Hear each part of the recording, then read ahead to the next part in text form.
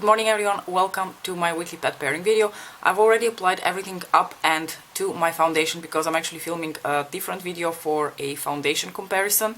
So I'm going to start at the rest of my face makeup routine, and I wanted to start with the newest additions to my makeup collection. As I mentioned, I ordered a backup of selenite from Auric, and I also got the shade Citrine, which is a deeper shade which I intend to use as a bronzer. For those of you who've been around my channel, you know that I religiously use selenite underneath my eyes to, you know, give them a bit of a glow, to hydrate the skin underneath my eyes because it is extremely dry. And I don't really use it as like a cheek highlighter all that often. I will use it every now and then, but my main use for it is underneath my eyes.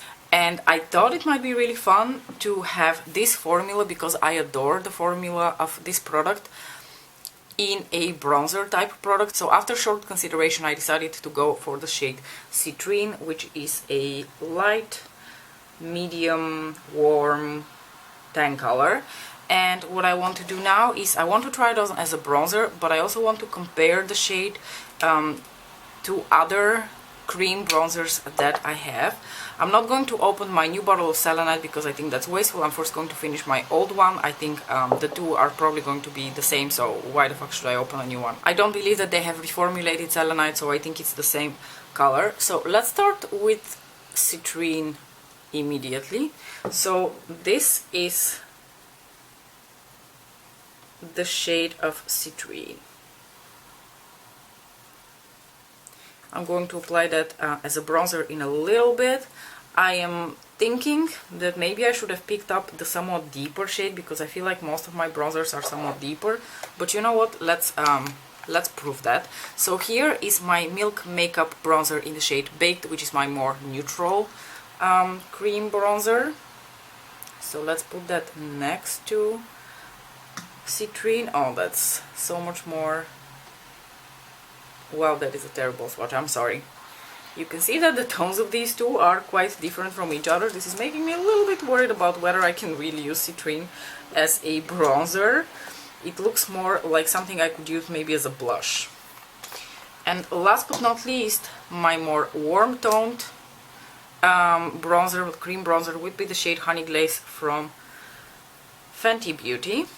And I feel like this is going to be quite different from Citrine as well. Yeah, okay. You can definitely distinguish that these two shades are much more bronzer type shades, whereas the shade Citrine is not really meant to be used as a bronzer, or at least maybe it's not deep enough for me to use as a bronzer. But I'm a curious being, so we are going to try it as a bronzer anyway. Something else I wanted to actually try is a little bit of mix between Citrine and selenite, because I think it might be fun to see whether I can mix the two shades together and create a somewhat warmer shade of highlighter, because the shade selenite is very nice, but it's more of like, it has more of like a cool pearl to it, and I was thinking that maybe if I mix the two, I've applied them in a 1:1 ratio approximately.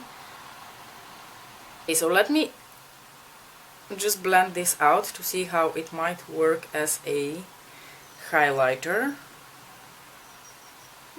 This is looking actually quite nice. It has a bit more of warmth to it. I think mixing these two shades might be something I really want to try today as well.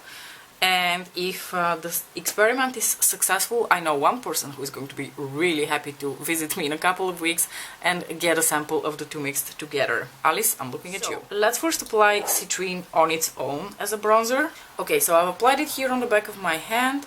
I'm going to slightly do this kind of action, and then I'm going to pick it up on my fluffy synthetic brush and go in. It is quite, I don't know if it's coming across on camera, it is quite orange. Luckily I can take orange because I have somewhat warmer tones to my skin, but with that said, I don't necessarily know that this will be something I will really use a lot as a bronzer, because even for my taste it's a little bit maybe too orange. Please let me know what you think. I have to think about this. I have to let this, you know, sink in a little bit. I don't think it's too bad. I don't think it's really, really orange to the point where I really cannot use it as a bronzer.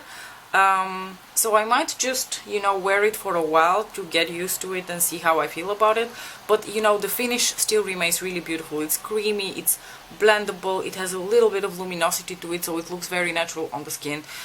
So except for the fact that it leans a little bit more orange for my taste, I think for the rest it's exactly what I was hoping for it to be. I'm going to take this blush from Too Faced, which I haven't used in a really, really long time. This is the shade I Will Always Love You. It's one of their Love Flush blushes, which were all the rage a couple of years ago. I'm going to take the same brush, actually, just cleaned it off a little bit.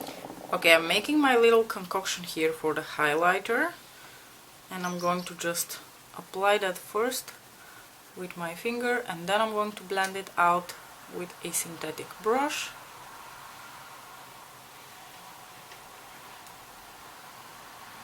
I think this looks really nice. I think the Cirtine shade gives a bit more of like a golden feel to selenite. Let me turn down my ring light here a little bit for you to see.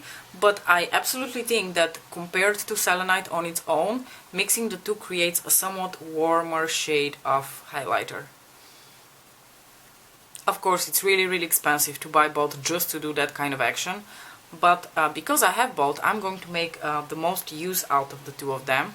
And I feel like I don't hate Cirtine as a bronzer. Is it going to be my favorite bronzer? Probably not. But I am going to use it as a bronzer as well, especially on days when I feel like I want a really, really that orange tinge to my skin. So now let's proceed to the eye look. The first thing I'm going to do is actually take my single here in Statuesque, also from Pat, because I want to do a somewhat more neutral crease. I don't want my crease to lean either too warm or too cool. So I'm going to stick with something a little more neutral, and Statuesque is perfect for that. So do you want to hear a funny story? Remember how I told you a few weeks ago that I had gotten a second piercing? So this one over here I got a few weeks ago. So when I got the piercing, I of course asked for how long I should keep the stud that was originally in here, and she said, well, at least 2 months, preferably even longer. And usually I am not a reckless person like this. I follow instructions like this very closely. I'm not willing to risk, you know, getting an infection over vanity, you know, just because I want a prettier earring. You remember I already complained about it when I first got the piercing, that I didn't really like the stud, and as you can see, I didn't follow the instructions of the lady who pierced my ears very closely, because at week 4 I decided that fuck yeah, now it's time for me to change the earring, because I don't really feel sensitivity anymore in my ear at all. I can touch it, I can twist the stud, it's all good, it's all healed. So I was like, okay, I'm going to take it off. And as soon as I started to take it off, I already regretted my decision, but at that point it was too late. So I took it out, and then I fucked around with it for a while, because I tried to get this one in, but I couldn't get it in, so I put something else. It was a disaster, and then I decided that something else that I put was very uncomfortable to sleep with, so I decided the day after that I'm going to just do it and still apply this one. This is my little Huggy here from the Suzanne Huggy from Mona&Lisa, and I'm going to just stick with that for a while. And as you can see, my ear hasn't fallen off yet, but I feel like I set back my healing process with a couple of weeks, because I don't feel it right now, but if I poke around it, I feel it a little bit. It's sensitive. I also cleaned it with ethanol, so that to prevent infection, but we shall see. Now for the rest, the look isn't going to be really all that complicated. I'm going to now go into the Celestial Divinity palette, and I'm going to take this brush from Sonia G. This is her Jumbo Blender, and I'm going to take this beautiful shade, the shade Citrine Envy, which is without a doubt my favorite shade in that palette. And I'm going to apply this all over my lid, first like this with the brush, so that I can blend it out a bit. It is not the best type of shade to apply with a brush, because it's very sparkly and it will benefit more from being applied with a finger, but I feel like this gives me a bit more the chance to blend it out a bit before I go in with a glitter base. And as you can see, even like this as a light wash of color, it looks really pretty without having to be too punchy. So I'm just using my jumbo blender brush here so that it does all the work for me. I pack and then I lightly blend. I really love this brush for that. I think this brush is originally in one of her other sets. I got it in the Keyaki set, that's why mine is so mini. Okay, now I'm going to take my finger, I'm going to go back into the shade Citrine Envy. I'm not going to apply any glitter glue, and I'm just going to intensify it as it is to get a little bit more intense of a green shine. I'm going to take Intensifies from Dame Mother, and I'm going to apply a tiny bit of that in the inner corner and here onto the lid. I have been dreaming of a pink to green duochrome again lately, so for this pairing, the shade that I'm going to layer over top of Citrine Envy is going to be VR Pink from the Subversive palette. I am very curious how this is going to look like. So I'm just going to start trying not to over apply, and I'm going to just blend it in like this with my finger, because I want the two to seem like they're one shade, like a one duochrome type of shade. Okay, now we're getting somewhere.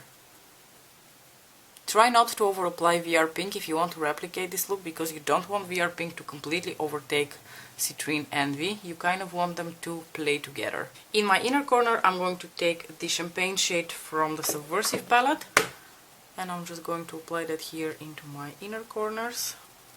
It's a very pretty shade which has slightly more golden tones to it, so it will fit this look a lot better than the champagne shade in Celestial Odyssey, which leans more pink. I'm going to take the champagne shade over here underneath my brow bone as well.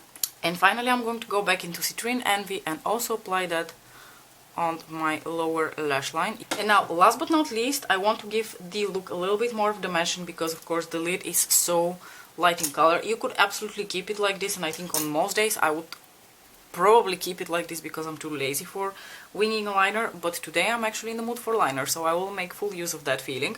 And I'm going to take the matte shade from Subversive, and I'm going to use that to just wing a liner with that. No need to bother with liquid liners or anything.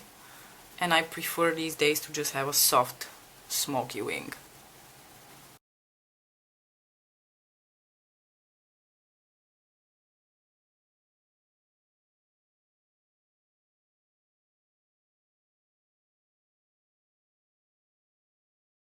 Let me know what you guys thought about the final look. I think it turned out really cute.